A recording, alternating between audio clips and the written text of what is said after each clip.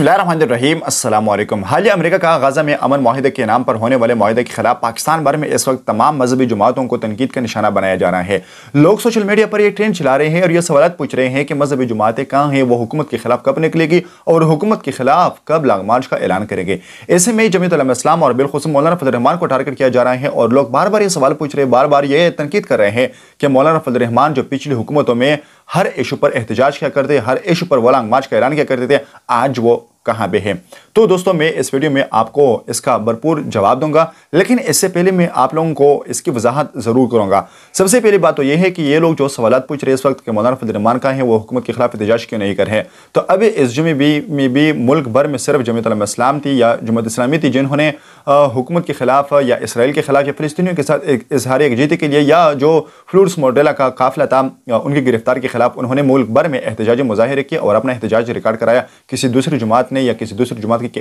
किसी एक रुकन ने भी इसमें हिस्सा नहीं लिया। दूसरी बात यह है कि मौलाना फजल रहमान ने जो पिछली हुकूमतों में एहतजाज या जलसे जुलूस धरने या लंग मार्च क्या करते थे और उनके ऐलानात क्या करते थे और लोगों को वो बाहर इसराइल या फ़लस्तीनियों के हिमायत में निकालते थे,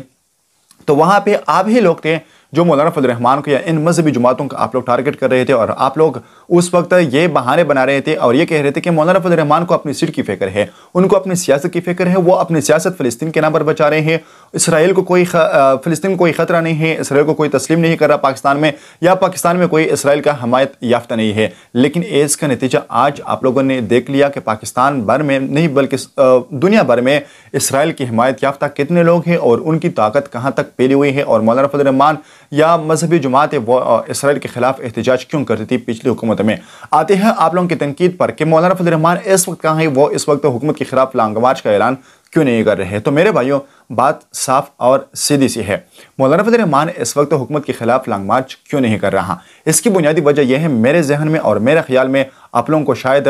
इसकी समझ आ जाएगी। सबसे पहली बात तो यह है कि मौलाना फजल रहमान शुरू दिन से लेकर आज तक वो न सिर्फ ऐवान में, वो न सिर्फ बाहर सड़कों पर, बल्कि इंटरनेशनल लेवल पर जहाँ पे भी मौलाना फजल रहमान को मौका मिला है उन्होंने फ़लस्तीनियों के हिमायत में और इसराइल के खिलाफ खुलकर आवाज़ उठाई है और उनके खिलाफ बोले हैं। इस वक्त मौलाना फजल रहमान एहतजाज या लॉन्ग मार्च क्यों नहीं कर रहे हैं। तो मेरे भाइयों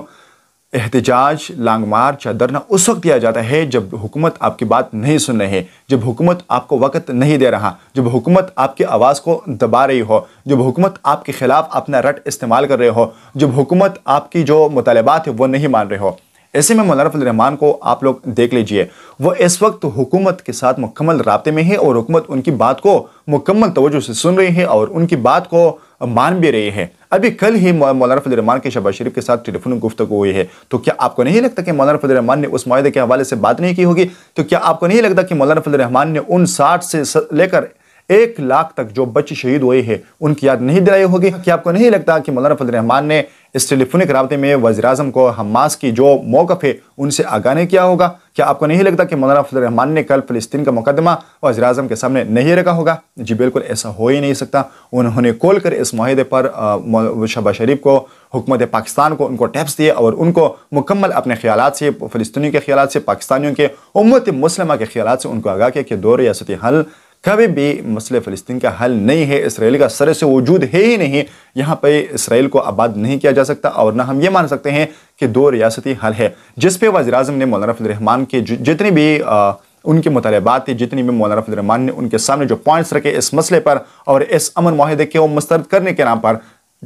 तमाम के तमाम हुकूमत पाकिस्तान और शहबाज शरीफ ने मान लिया और उनको ये यकीन दहानी कराए कि पाकिस्तान कभी भी इसराइल को तस्लीम नहीं करेगा और कभी भी फ़लस्तीनियों के जो हुकूक है, फ़लस्तीनियों की जो कुर्बानियाँ हैं, कभी भी पाकिस्तान उनको रहेगा जाने नहीं देगा। इंशाल्लाह पाकिस्तान फ़लस्तीनियों के साथ खड़े हैं, पाकिस्तान फ़लस्तीनियों की जो हुर्रियत की जो हक है उनके साथ खड़े हैं और हर महाज पर पाकिस्तान फ़लस्तीनियों का साथ देगी। तो ऐसे में अगर हुकूमत इन मुतालबात से पीछे हटती है और ये मुतालबात नहीं मानती है, इसराइल को तस्लीम करने के हवाले से कोई रोड मैप बनाती है, तो ऐसे में हमारे पास जो प्लान भी है वो यही है कि हम सड़कों पर आएंगे, जमात इस्लाम सड़कों पर होगी, तमाम मजहबी जमातें सड़कों पर होगी, हुकूमत के खिलाफ ऐसा एहतजाज करेगी कि आप पिछले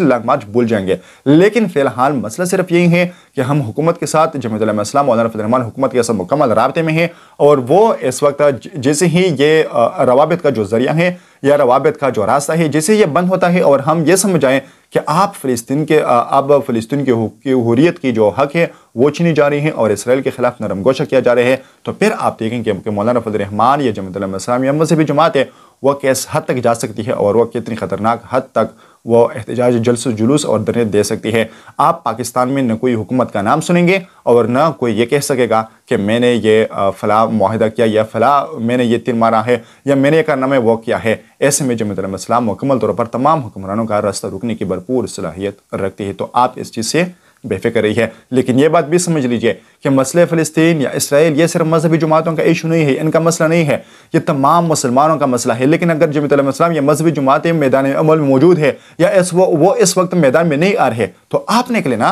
आप उनके खिलाफ आवाज़ उठाए ना, पूरी कौम आपके साथ खड़ी है। लेकिन आप तो नहीं कर सकते ना, आप तो फ़लस्तीन का नाम नहीं ले सकते, आप तो गज़ा के उन मासूम बच्चों के शहादत के वाक़यात नहीं सुना सकते, आप उनकी जो कुर्बानियाँ हैं वो नहीं बता सकते दुनिया को। आपको सिर्फ एक ही पड़ी है और वो है अडियाला में पड़े एक चोर की। लेकिन आप लोगों को इससे निकलना होगा। इस सियासत है, अवाम समझ चुके हैं, अवाम जान चुके हैं कि आप लोगों की मुनाफकत की जो सियासत है वो इस वक्त इंशाल्लाह ख़त्म हो जा रही है। शुक्रिया।